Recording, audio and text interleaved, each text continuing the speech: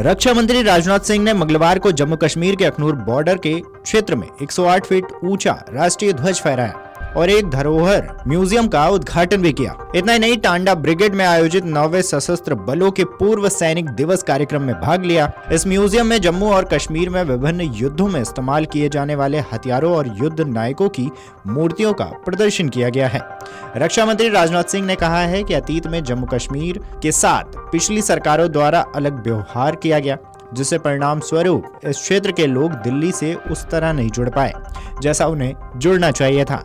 मैं अतीत में ही नहीं जाना चाहता, क्योंकि हमारी सरकार की सबसे बड़ी उपलब्धि ये है कि हम कश्मीर और देश के बाकी हिस्सों के बीच दिल्ली की दूरी को मिटाने के लिए काम कर रहे हैं।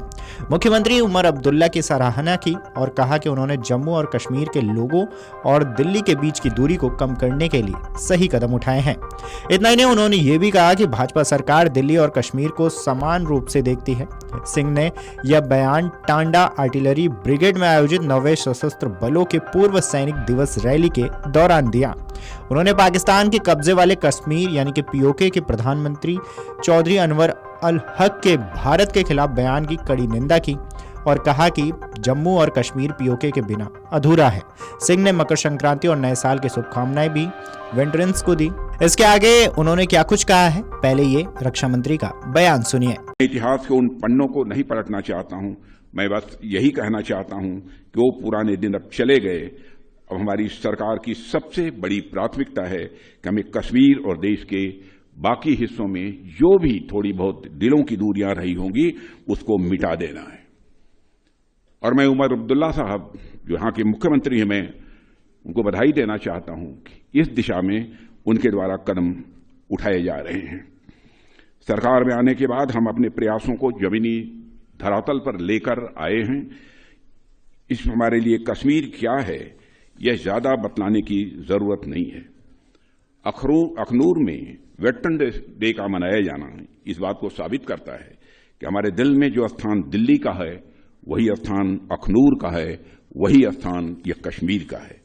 बता दें कि अखनूर क्षेत्र में एक पूर्व सैनिक रैली को संबोधित करते हुए रक्षा मंत्री राजनाथ सिंह ने इसके आगे कहा कि पीओके की जमीन आतंकवाद के कारोबार को चलाने के लिए इस्तेमाल हो रही है। वहां आज भी आतंकवादी प्रशिक्षण शिविर सक्रिय है और सीमा के पास लॉन्च पैड बनाए गए हैं। भारतीय सरकार इस स्थिति से पूरी तरह वाकिफ है। पाकिस्तान को इसे खत्म करना होगा। उन्होंने जम्मू और कश्मीर के बारे में भारत की स्थिति को दोहराते हुए कहा, जम्मू और कश्मीर पीओके के बिना अधूरा है।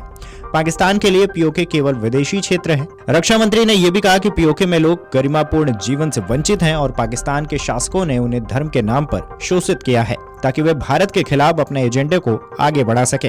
जम्मू कश्मीर बिना पीओके के अधूरा है, भारत के माथे का मुकुट मणि है। वैसे भी पीओके पाकिस्तान के लिए एक फॉरेन टेरिटरी से अधिक कुछ नहीं है। पीओके में रह रही अवाम को एक डिग्निफाइड लाइफ से महरूम रखा जा रहा है। उन्हें मजहब के नाम पर हिंदुस्तान के खिलाफ बरगलाने और उकसाने की कोशिश पाकिस्तान के हुक्मरानों द्वारा यह बराबर की जा रही है। हाल ही में पीओके के इल्लीगल वजीर आजम अनवारुल हक ने हिंदुस्तान के खिलाफ जो जहर उगला है वह पाकिस्तान की ही साजिश का हिस्सा है। पीओके के वजीर आजम अनवारुल हक जो आज कह रहे हैं वही भारत विरोधी एजेंडा पाकिस्तान के हुक्मरानों ने जनरल जियाउल हक के जमाने से चलाया हुआ है। अमर उजाला जीवांजलि के सारथी की मदद लें और महाकुंभ में स्नान जरूर करें।